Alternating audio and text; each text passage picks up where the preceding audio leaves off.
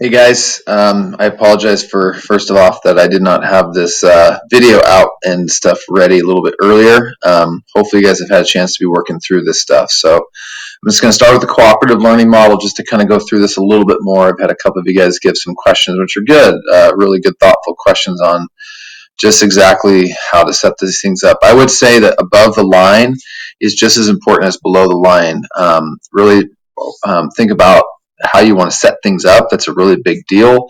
One of the questions is how do you know and how do you ensure that the group actually works cohesively? A couple things about that. Composition is big. So maybe setting up where your top end kids work with low, so I might pick up my best six kids because I'm having six groups and I separate them out and then my six tough ones and I pair them up.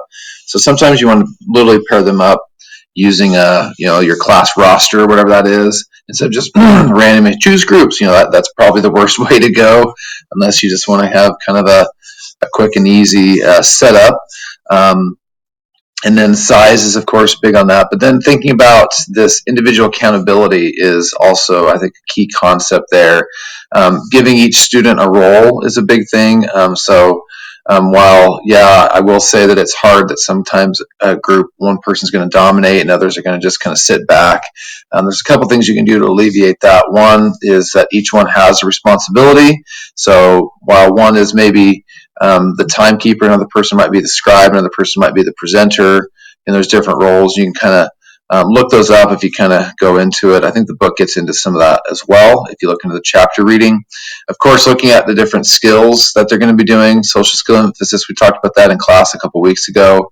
That's just a great thing to really just kind of explicitly talk through, like, we're working on cooperation here. Sometimes we have a hard time because, if you're a person that domineers, you need to kind of lay back. If you're a person that sits back, you need to push yourself and get yourself into that. Another thing you can do at the end in terms of accountability is you can have like a survey. You can do that through a Google form, like who worked best in the group, was it equal, that kind of stuff. And if you can even dock points for boss hogs. I've done that before, which is kind of helpful so that the person that domineers things and takes control, it docks them points for actually doing that. So just thoughts like that. So again, once you get into here, it gets into, pretty much stuff that I think you guys can figure out on your own pretty well. Of course, I think a big thing is how are you going to monitor and provide that feedback as you go around. Be thoughtful about that. You really need to be interactive when group project stuff is going on, because if you just lay back and sit around or whatever, they're going to kind of get into their own devices. You really got to be actively moving around, specifically with certain groups. So my dog's probably going to come say hi here. That is my dog's sound. Say hi, Roxy. She's a deaf white boxer. View of you here. Maybe. No, she doesn't like to be on camera. Sorry about that. Yeah, so just hopefully that helps. If you have more questions on this one, just let me know. Okay. All right, moving into inquiry. Inquiry, like I said, can be done. All these can be done in different formats. You could do these individually. You could do these in group project type stuff. So thinking of the length, a lot of times they do take a little bit longer based upon just the setup of them and all that. The student will be able to, thinking about those different objectives, going back to the direct instruction model. It's very similar. However, it might look a little bit different in how you do that. So I can't remember who it was. I think it might have been one of the Zacks that brought up the ease. So you got to engage, right? That's a huge part of this process. I hope that you guys saw, I use the Confederate flag, which is pretty, charges things up and has a lot of kind of emotion about it that got people thinking about it, and then engaging them in a thoughtful question that makes them really think about it, right? And then that first document, first thing you're going to do, whatever it might be, really help that to be open-ended and to create that thought and that quest. Course purpose is always essential, but this is really, really important to keep the purpose in mind. Sometimes inquiry can drift off into whateverness, and I don't really like that. It should have a direction that it's trying to go to. That's where your historical question can help with that, or whatever that might be. Of course, the exploring is really the key aspect to inquiry. Students take on the role of researchers as they explore questions developed in the engagement phase. Students are encouraged to explore, to take risks, and make their own connections and conclusions. So really student-led, that's the key there, however that might look for you. They explain their thinking and making connections between ideas and developed in early stages. The teacher's role is to scaffold the inquiry by extending student explanations. So there are times where you need to step in, right? And that's kind of what that's getting at there, I would argue. You can elaborate on certain things. Be careful with this area not to give too much of the answers away, because a lot of times if you set this up every time that way, students are just going to wait till you get to there.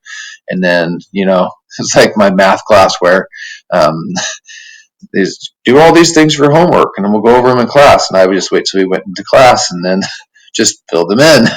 So if you just wait and just do all that and give the answers away, then students aren't going to push. They'll learn that pretty quickly. So don't be like me as a math student. You can see why I'm not doing the math part of this thing. And then evaluate is big. What will students have learned? What is their assignment? How will they assess their learning? Teachers should use authentic indicators to determine student understanding. This could be similar to checking for understanding and modeling in the direct instruction plan. You should be encouraged to assess your own individual group strengths and weaknesses in the process. So again, how are you going to show this evaluation in the end? There's a lot of different formats for that. You can do obviously like a writing portion. You can do some kind of a explanation evaluation. I've done some pretty cool ones where students actually video themselves and they post that onto our classroom, and then we share some of those out and just see the differences in the end, which is kind of fun. So just be creative and thoughtful about how you want to do that going through this. So again, accommodations might be needed. Sometimes I would say that inquiry is pretty high level. It requires the second and third levels of thought that are going on. So you want to be mindful of that for students that might need a little help. That might be where you might pair some up or whatever it might be. And of course, it is really important as you go through these things to do some of these post-lesson ideas, especially in between classes a little bit. How can I adjust things where it went well? What do I need to kind of work through and work around? Again, inquiry, it's open-ended, and it can sometimes take its own journey, which is exciting, and that's the kind of the purpose of it. But it also can sometimes veer off to areas that aren't very productive. So try to work through that a little bit. Okay. So that's the two things due this Wednesday is your lesson. I would just say be ready to teach one of those. We're not going to do it for long. Again, it's going to be 15 minutes. We're going to have to move through it pretty quickly based upon the fact we have 3 weeks left, and it took us 5 weeks to do the first set. So we're going to go a little fast as much as we can.